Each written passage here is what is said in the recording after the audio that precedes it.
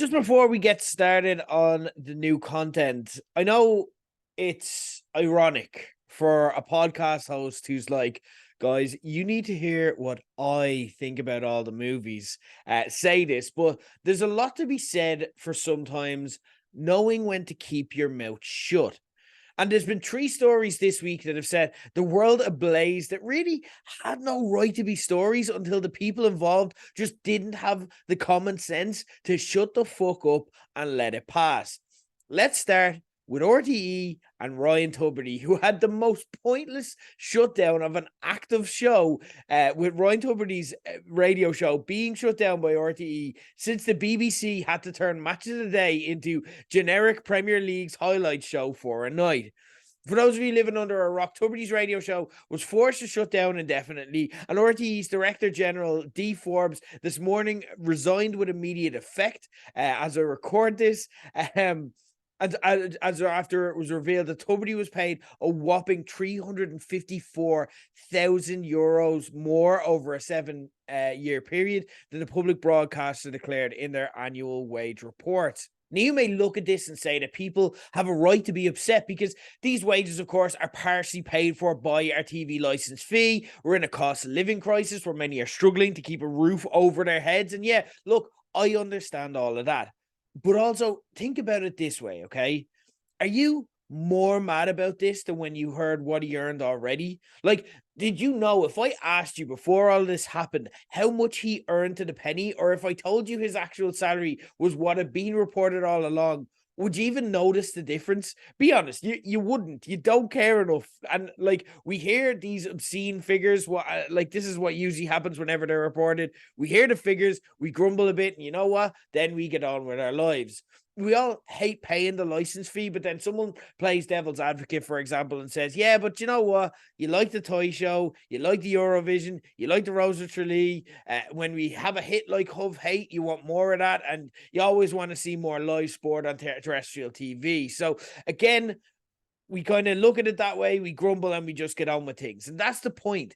We're a little bit pissed off constantly, but we carry on. What's taken Tubridy off the air and cost the Director General their job is two things. One, why in Jesus' name did they hide the money instead of just declaring it all and letting us moan and forgetting about it like we always do? And two, why are people doing press releases and statements that sound like they're being really defensive and talking out of their holes instead of just letting the story come and go? Be honest with yourself here, guys. Come on. We're not really pissed off about this story. None of us are, okay? Journalists will kind of tut and they'll stir the pot and they'll say, oh, this is disgraceful. This is a scandal rocking the nation like Saipan, because it gets them engagement and it pays their bills. And the rest of us, we're just sitting here with our popcorn going, ooh, and watching all the fat cats panic and squabble and scramble amongst themselves, because guess what? It's gas to see rich lawyers get caught with their pants down sometimes. But you know what? If everyone involved just shut the fuck up and stop pouring petrol on this ridiculous story, we'd probably have forgotten about it by Thursday. Similarly, shout out to tennis player Stefanos Tsitsipas, who managed to make himself and tennis's attempt to have a Netflix Drive to Survive success and Breakpoint the center of attention for the first time ever this week. Seriously, let's do the honor system here, but I would be shocked if any single one of you listening or watching have had a single conversation in your life longer than 5 minutes about either Tsitsipas or Breakpoint before this. Yet, here's what he had to say when discussing last year's memorable Wimbledon match against controversial and inflammatory Australian Nick Kyrgios, who was, as usual, annoying and provocative self for the match. He has brought that NBA basketball kind of attitude to tennis. I would describe it as an uneducated approach of playing tennis. Like, what, mate? You weren't the arsehole here. You just needed to sit in the pocket and be right. In this incident, nobody is talking about it anymore. You're a forgettable tennis player who's good enough to probably earn 6 figures in every major that you play and live comfortable for the rest of your life, but never suffer any downside because you're not elite or particularly interesting enough. So you're a millionaire sportsman who probably still has a private life. You won the life lottery, mate. Even if they stuck a mic in Tsitsipas's face and made him speak. Just state the facts and you've won. Firstly, though, there's the uneducated comment, which, ooh, really awkward since lack of education is usually tied to wealth inequality, but we'd forgive that, okay? We could just be like, yeah, that's probably just a language barrier thing. You probably didn't mean it in that way, and that's fine. But then you go and drive by basketball players for no good reason, which, by the way, as well as being black in the majority, making this a racially tinged comment, whatever you say about it, also get great educations because NBA players are literally drafted from a selection of people who get amazing college scholarships because of their talents. The last spectacular avoidable own goal of the weekend came from me at Glastonbury. Shout out to the BBC, by the way, who delivered their always stellar coverage of the event. I really enjoyed it, especially the Elton John gig. They absolutely nailed this as always. The Arctic Monkeys headline night one, despite most casual Arctic Monkey fans like me not being able to name a new track of theirs for the last 6-7 years. This was a gift handed to them on a platter. The road back to being the biggest rock band on the planet was a straight empty one. Just play the songs that made us all fall in love with you, cherry pick the creme de la creme of your newer material, and pepper that into the set. So when we spend the next day going through your archive, we check them out, and then boom, you're back in business.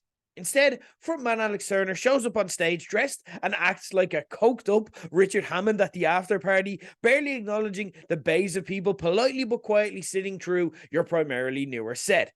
Then when he does speak, it's making small talk in this weird accent, kind of like the change you make in your voice when you're a teen visiting your friends and bumping into their mom. Oh, hello, Glastonbury. How do you do? I'm quite glad you feel that way.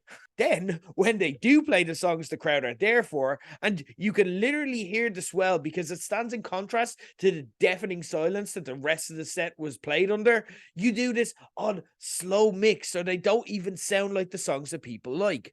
And not only that, but then after all of that, you throw shade at the tracks that people like. At one point, Turner told the crowd, leave the past behind. Arctic Monkey fanboys who devoted too much of their lives to the band to turn back now, so need to dig in, have gotten really defensive and said nonsense like, you can't expect them to carry on like they're 16 anymore. That'd be cringy. This, by the way, isn't a standard that we hold to anyone else. If you go to Metallica, you don't have people saying, oh, grow up and stop talking about living in hell. Start talking about like real things that men your age care about, like changing nappies or, matching the curtains to the carpet or, paying your bin bills. Don't tell the Spice Girls to stop spicing up their lives and telling me what you really want. And will you behave like the mothers you are? It's never been a thing that artists can only play content with lyrics appropriate to the stage of their life they are performing them. If you're that mortified by your old content that you can't bear it, then what you should do is either make new material that people like as much as the stuff you made when you were 16, or accept that there are some concerts that you can do for the real fan set, and there are these monster gigs that come up every now and then that pay the bills for the rest of the year and are there because thousands upon thousands are coming there to see you sing the songs that you wrote that they like. It's not rocket science, and I definitely don't see the benefit in insulting the people that are there that are trying to like and support you again.